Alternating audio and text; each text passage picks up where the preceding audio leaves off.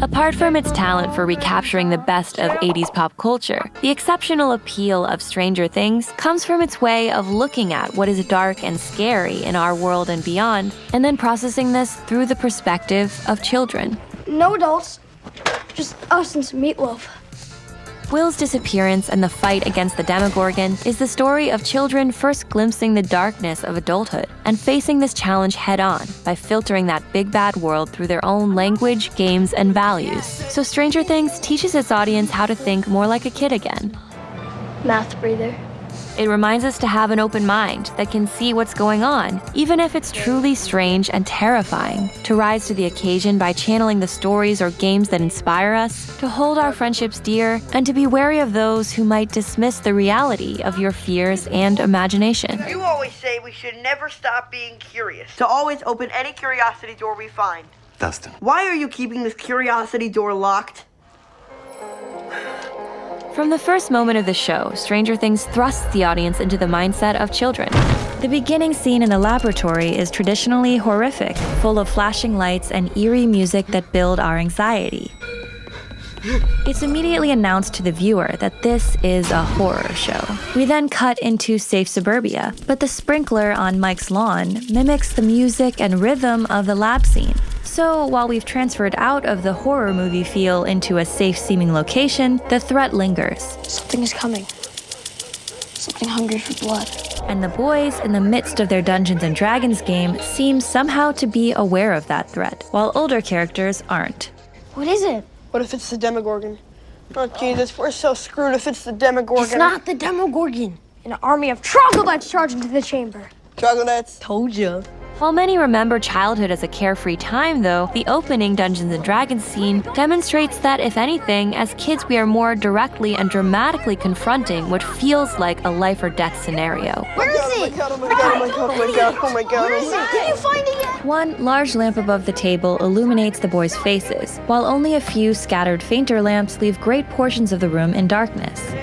When the perspective shifts into these shadows, viewing the table from a source of obscurity, the audience gets the feeling that these 4 children are being stalked or watched by the monster they're describing. After the game, when the boys ride their bikes home at night, they seem completely exposed and unprotected, their small bike lights surrounded by an intimidating sea of darkness. This foreshadows what's to come, but also dramatizes the way that the boys constantly feel threats around them. It's this open mindset that later allows them to see what's happening in the town when nobody else can. They haven't yet outgrown the ability to believe in supernatural or stranger things. Later in the first episode, when Will is kidnapped by the Demogorgon, the boys' prediction of peril is realized. The Demogorgon. It got me. Again through this visual motif of a small light in darkness. While the precedent in the game doesn't totally save him, it does prepare his mind for what's about to happen. Did you hear that? That sound. Boom. Boom. Boom! He doesn't just stare disbelievingly around him, he bravely brandishes a gun and tries to save himself. Will proves not to be a helpless child, but a motivated person ready to defend himself. And in the season to follow, his group of friends prove the most capable and effective in the fight to bring him back, thanks to their mental fortitude and willingness to see the truth. Throughout Stranger Things, the kids use their games and toys to process severe problems in simpler, more inviting terms. And the show includes us in this thought process. Right before the boys begin gathering forces to look for Will, the camera literally illustrates the turning of the tables as its focus switches from Will's piece, the wizard, to the Demogorgon. So the visuals are viscerally demonstrating that it's the Demogorgon's move now. But despite the foreboding tone of this switch, seeing it on a board game renders the reality manageable. Plus, in a game, every player gets their turn, so if it's the Demogorgons now, then that means it will be the boys again before long. 11 clears the board to explain the location of Will. This elimination of all the previously known pieces and rules resets the stakes. What if this is Hawkins, and this is where Will is? The Upside Down. Like the Veil of Shadows. Even though the rules have changed, the presence of the board and pieces gives the kids confidence by grounding them in what they know. As bad as the situation may seem, the fact that Will is hiding from the monster instead of the bad men almost creates better odds. They can mentally prepare to face this monster because they've seen it before in their game. It's a scary thought that Will could be lost in some different dimension of our world. So their way of processing this is to relate it back to something familiar. This shows how it helps children to deal with scary concepts and truly horrific events through fantasy and role-playing. Why would the chief set us up? Nancy, maybe. But the chief? Lando Calrissian. Would you shut up about Lando? And as an audience, we too could learn from this example. Things that sometimes seem complex and over our heads can be easier to deal with if we compare them to past experiences or successes. Meanwhile, the kids don't just compare reality to a game, they treat their reality like the game. To discuss the day's happening and come up with a plan of attack, the boys communicate over walkie-talkies. So their conversation becomes instantly less worrying. It's just two boys playing with toys. The walkie-talkies resurface during first contact with Will since his disappearance. If I go, there will be trouble. If I stay, there will be trouble. Will, is that you? It's Mike. Do you copy? Despite the intensity of this moment, they're listening to their very distressed friend trapped in a different layer of the world. Because this contact is made through a toy, it still feels like they're just playing pretend. Even the ways that the boys prepare to challenge the monster, Lucas brings his wrist rocket, his fancy name for a slingshot, and Dustin brings snacks, Seriously, we need energy for our travels, for stamina. are just matter-of-fact ways they'd get ready to play their board game. By reducing reality to a game, the kids feel braver, more up to the challenge, and they can still have fun while facing terrible dangers. Mike! I found the chocolate pudding! Don't give us a waste of food. The kids' strong bonds with each other are a constant reminder of what's most important in our youth: friendship. Can't have more than one best friend. Says who? Says logic. Why call bull on your logic? Because you're my best friend too. These kids know that human connection and treating each other decently should always come first, whatever struggles we face. So this makes the audience think about whether we hold ourselves to the same standards. After all, if these kids can hold on to what's most important while facing the Demogorgon, what's our excuse not to do the same? I thought we were friends, you know?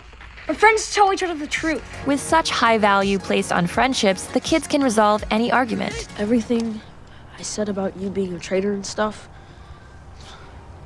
I was wrong. I'm sorry. Mike and Lucas's interactions after their fight suggest that they've had disagreements before, but usually just a handshake and apology are enough to be friends again. They know that they're stronger together than apart. Do you even remember what happened on the Bloodstone Pass? We couldn't agree on what path to take, so we split up the party, and those trolls took us out one by one, and it all went to shit, and we were all disabled! So we stick together, no matter what. Not only will they stick together in the face of crazy danger, but the kids are also such devoted friends that they literally risk their lives to save one another, as they devote themselves to finding Will. Will is alive. Will is alive. He's out there somewhere. All we have to do is find him. Stranger Things also shows the easy development of a new bond, the boys' friendship with Eleven. Mike and Eleven's first genuine interaction is shared laughter at silly comforts. Making new friends is easy and natural for kids, and we envy this as adults because it's far harder to slip immediately into intimacy the older we get. Refreshingly, Eleven's new friends accept the ways that she's different and see her weird qualities as cool. She's our friend and she's crazy! They've also been the weird kids at school, so they're able to relate to how Eleven feels like an outsider. What is friend? Is she serious? The boys can't imagine life without each other's friendship, and it horrifies them to think that Eleven's never experienced that. Mike emphasizes the idea of a promise to Eleven. Promise? It means something that you can't break. Ever. It may seem to us fairly naive to trust someone just because they say you can, but it's a notion children swear by. Promise. Promise. And this is a valuable quality in children, to trust and respect what others say without the cynicism of adulthood. This friendship is where the kids find their greatest power, reminding the audience that the most important choice in life is trusting and valuing other people. The kids' world is separate from the adults' world. While their parents are theoretically there to protect them, the adults can't truly help. because they're unable to understand reality as the kids see it. I think we should tell your mom. I second that. Who's crazy now? How was that crazy? Because we weren't supposed to be out tonight, remember? So? So, if I tell my mom and she tells your mom and your mom... Oh, man. Our houses become Alcatraz. Exactly. To these kids, the possibility of their moms knowing what they're up to is scarier than any life or death horror they could face.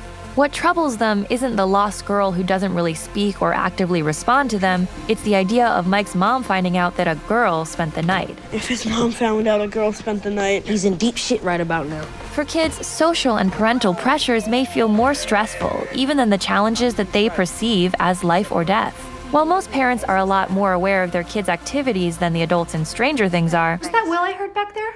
Will, no, it's just Mike. How would you... Will didn't spend the night? it's still true that parents can't really intervene to help their kids face the trials that feel most dramatic and difficult in their lives. The uncrossable barrier between the adult and child worlds lies in acknowledging truth.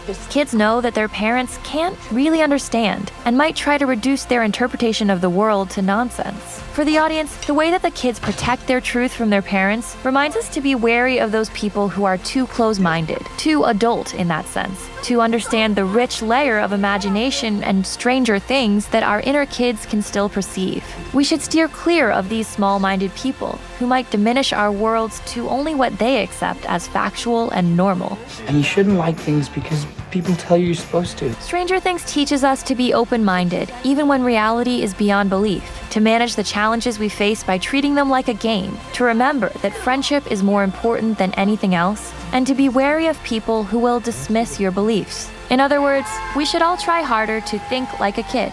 I'm the monster. No, Elle, you're not the monster. You saved me. Do you understand? You saved me.